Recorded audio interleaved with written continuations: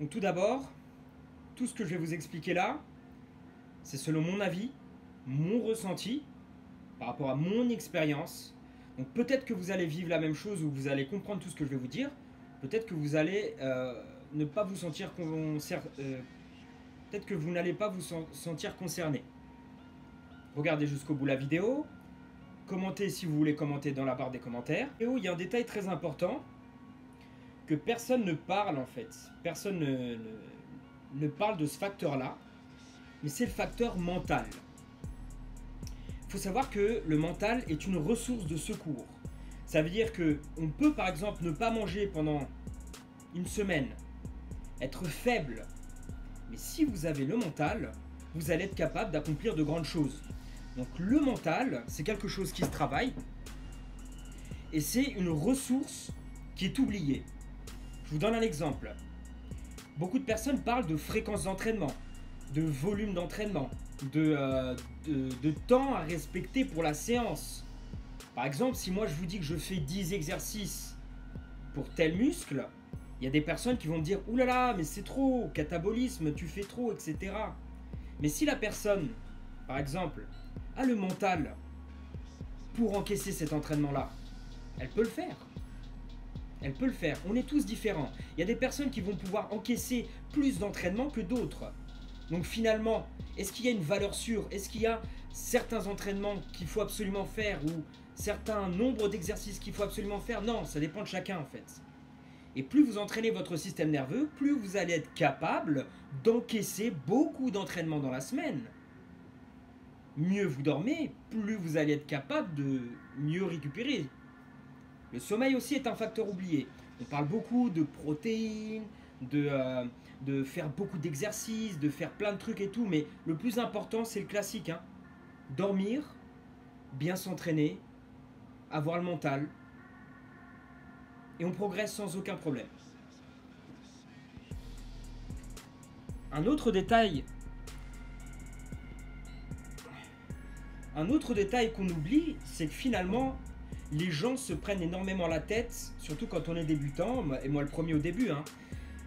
Voilà, qu'est-ce que je dois faire? Combien d'exercices? Est-ce que je dois faire tous les jours les pecs? Est-ce que cet exercice, on m'a dit que c'était bien, je dois le faire? Tel truc, tel truc, tel truc, tel truc, tel truc.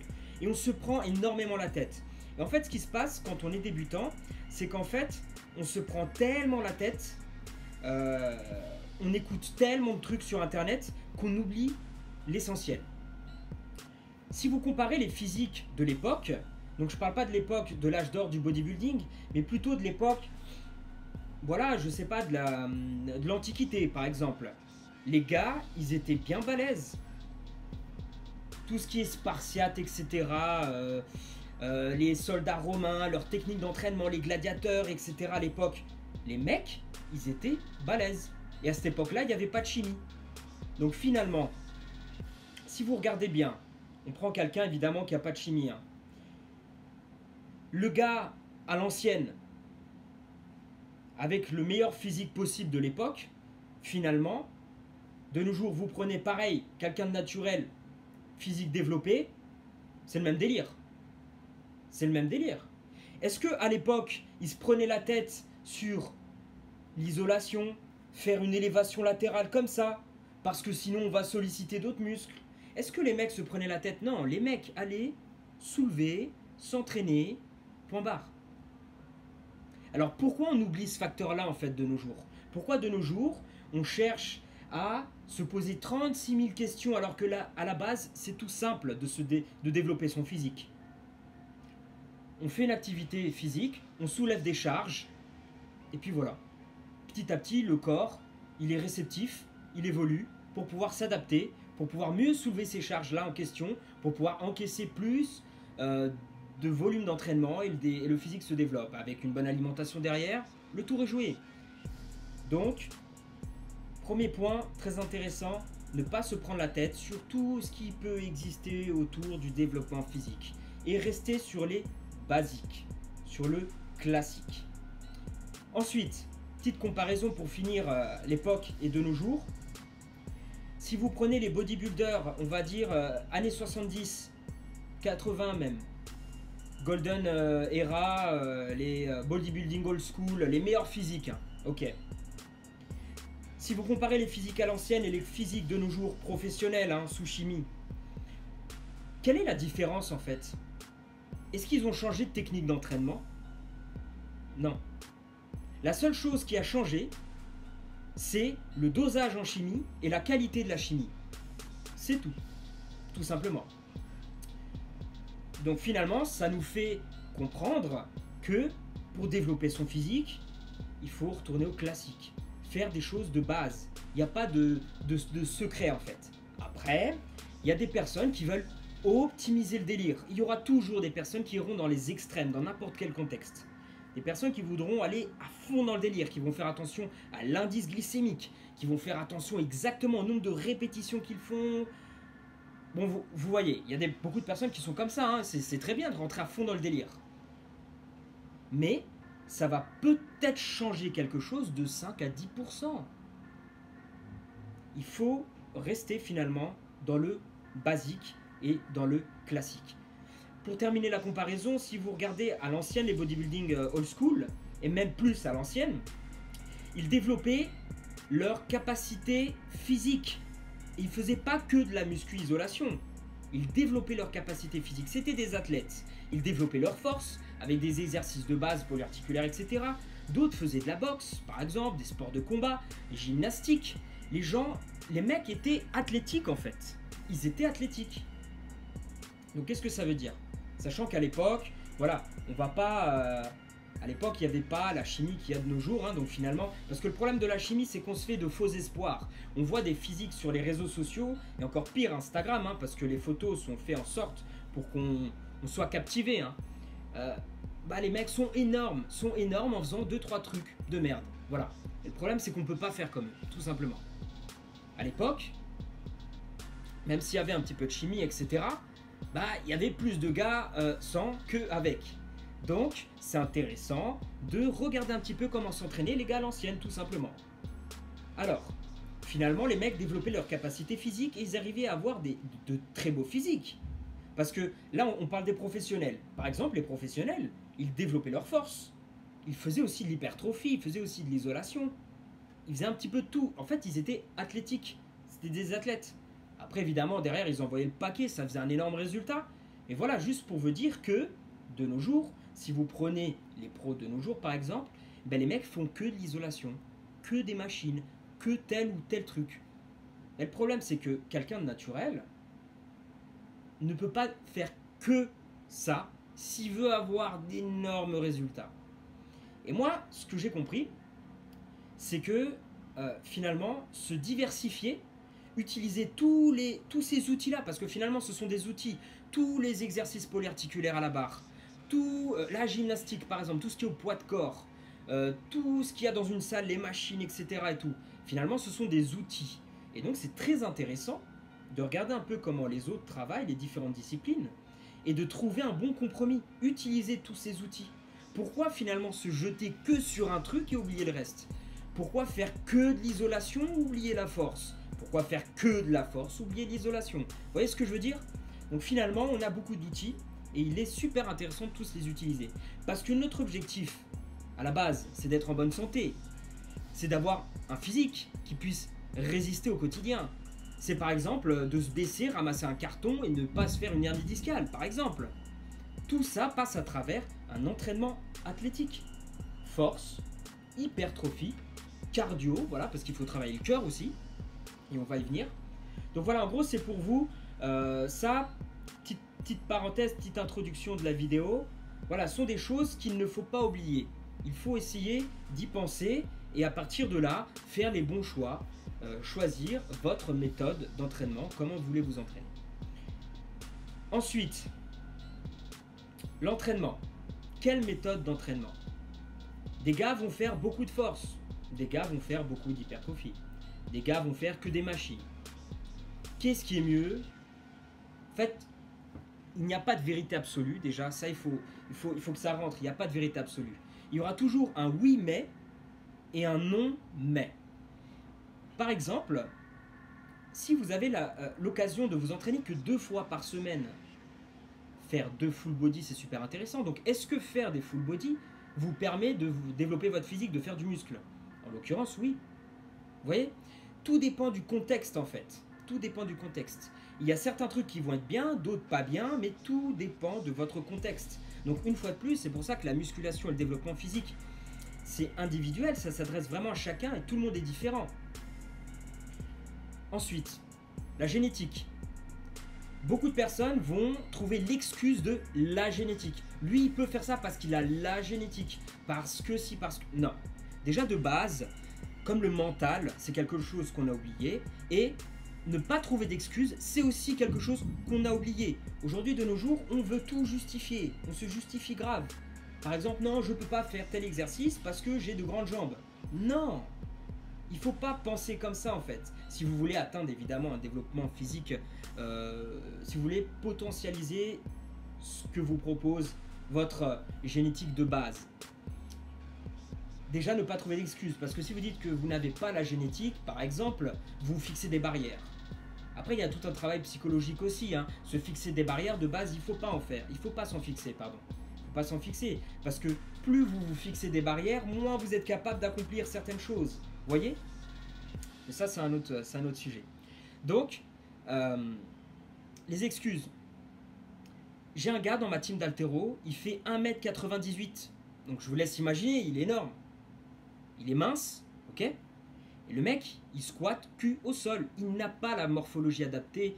Enfin, il n'y a pas de question de morphologie adaptée ou pas. C'est qu'il a de longs membres. Voilà. Il a de longs membres. Donc, c'est un peu plus compliqué au niveau de la mobilité pour lui que quelqu'un qui est petit, bien sûr. Donc, cette personne, elle a pris conscience de ce qu'elle avait. Et donc, elle a travaillé sa mobilité, etc.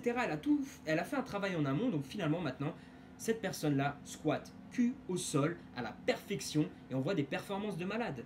Donc, moi, en voyant ça, je me suis dit, mais il ne faut pas se trouver d'excuses, en fait. Il ne faut pas se trouver d'excuses. Parce qu'à partir du moment où on veut faire quelque chose, et que on prépare le terrain intelligemment, on est capable de les réaliser. Donc, j'ai pu aussi constater qu'en musculation et tout, on nous fixe beaucoup d'interdits. Non, fais pas ci, fais pas ça, parce que si, parce que ça, fais pas de cardio, parce que tu vas cataboliser. Non, non, non, non. Tout dépend du contexte et ne vous fixez pas de barrière. Par rapport aux interdictions, par exemple le cardio, il faut savoir une chose. On retourne au classique. Nous sommes faits à la base. Est-ce que à la base, notre machine, donc le corps humain, est-ce qu'à la base le corps humain est fait pour être un bodybuilder? Quelque chose de très balèze, pas mobile. Voilà. Non, en fait. Nous, à la base, et il suffit de juste regarder, s'intéresser un petit peu à l'histoire et à nos ancêtres. À la base, un corps humain est fait pour survivre, pour être fort, pour se défendre. Voilà, en gros, survivre. Simple. Donc, travailler, s'entraîner, par exemple, va imposer un processus d'enregistrement à votre corps et finalement, il va chercher l'adaptation, à s'adapter. Je vous donne un exemple. Amusez-vous à vous faire des petites métaphores de temps en temps, ça aide beaucoup à comprendre les choses. Je vous donne un exemple. Vous allez chercher votre baguette de pain, par exemple, juste en bas de chez vous. La première fois que vous y allez, vous ne connaissez pas trop l'itinéraire, vous ne savez pas trop où vous allez prendre 20 minutes. Petit à petit, à force d'y aller, le corps va s'adapter, le cerveau va enregistrer les informations et vous allez aller chercher votre baguette en quelques secondes. Ça s'applique pareil pour la musculation et pour le développement physique. Au début, voilà, vos muscles ne vont pas être connectés, ils ne vont pas trop comprendre le mouvement, comment il fonctionne, même mécaniquement, ça ne va pas être évident, etc. Tout. Mais à force de le faire, le physique va s'adapter, il va créer toutes les prédispositions pour améliorer le mouvement et même performer sur ce mouvement-là. Et évidemment, en enclenchant ce processus-là, il y a développement physique. Voilà. Donc, n'oubliez pas cette base, allez à la salle, progressez, parce que finalement, votre corps va chercher en fait à se développer de lui-même pour pouvoir assumer la tâche de « je m'entraîne tous les jours » ou « je m'entraîne tout simplement ». Vous voyez ce que je veux dire? Donc, c'est un processus de survie, c'est la base. Donc, telle méthode, telle technique, tel truc, telle diète va rien changer en fait. Parce que notre corps est fait pour être comme ça. Si on l'impose, si on impose cette routine-là, si on impose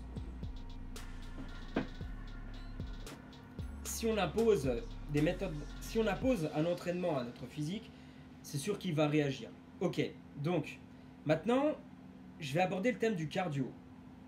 En fait, à la base, cette vidéo, je voulais la faire sous forme de questions et je réponds aux questions. Mais là, je suis lancé, du coup, je vous raconte le truc.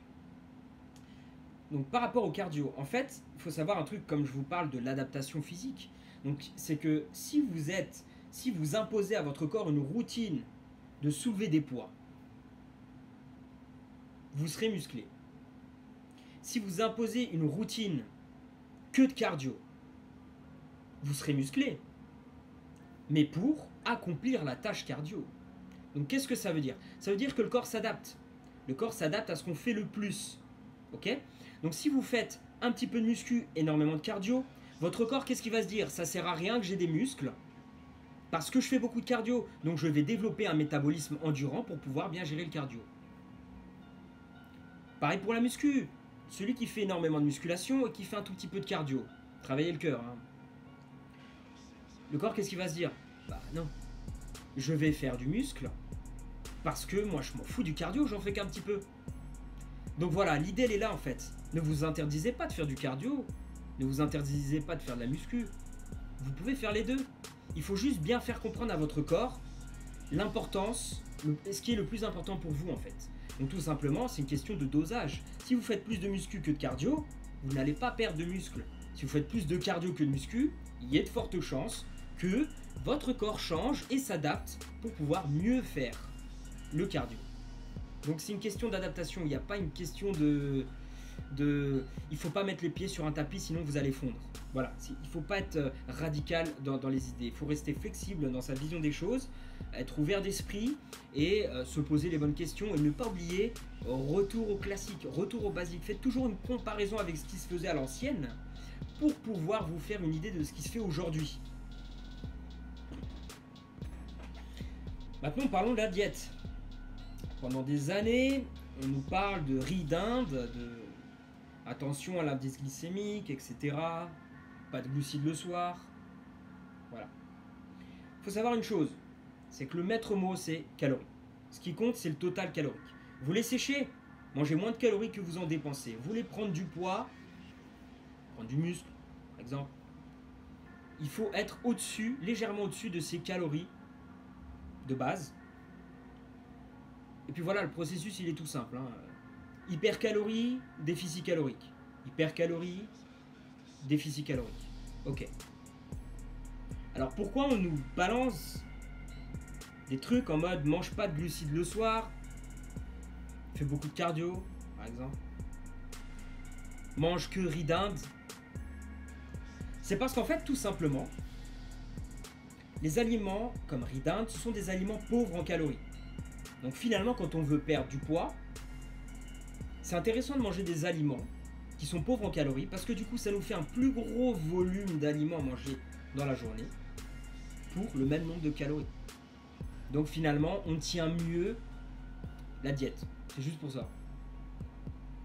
Ensuite, est-ce que la qualité des aliments va impacter sur la sèche, la perte de poids, la prise de poids, etc.